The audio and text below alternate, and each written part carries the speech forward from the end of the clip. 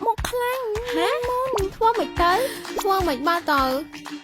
នេះណែ Agnes នៅឯកទេកំចាត់មុនរូបមន្តថ្មី 3S កំចាត់ខ្លាញ់បាក់តេរីនឹងមុន Agnes Creamy Wash សម្អាតស្បែកបានល្អ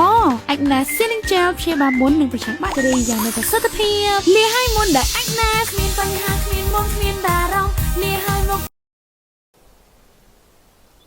ការជូនដំណឹងរបស់ប្រទេសវៀតណាមឈ្លានពានកម្ពុជា